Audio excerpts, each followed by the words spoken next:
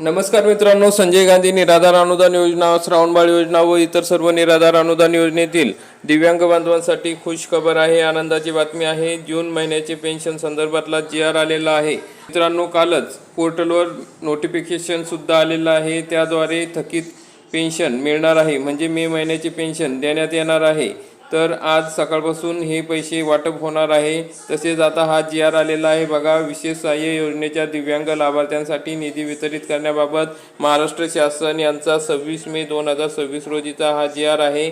यामध्ये बघा सांगितलेलं आहे की विशेष सहाय्य योजनेतील दिव्यांग लाभार्थ्यांचे कामकाज 1 एप्रिल 2026 पासून दिव्यांग सक्षमीकरण विभागाकडून हाताळण्यात येत आहे। सन 2026-27 या वित्तीय वर्षाकरिता पात्र दिव्यांग लाभार्थ्यांसाठी खालील प्रमाणे निधी वितरित करण्यास मंजुरी देण्यात आलेली आहे।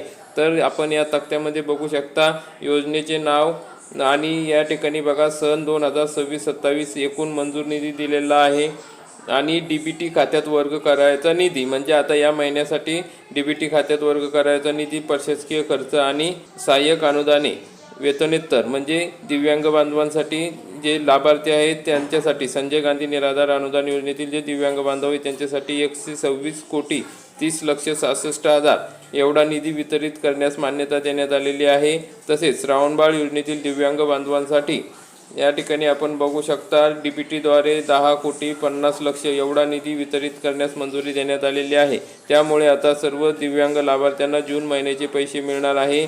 तर याबाबत महत्त्वाच्या सूचना देण्यात आलेल्या आहे। दिव्यांग व्यक्तींकरिता विशेष सहाय्य योजनेअंतर्गत अनुदानाची रक्कम PPDA खात्यावर वर्ग करून संवितरण करण्यास मान्यता देण्यात येत आहे।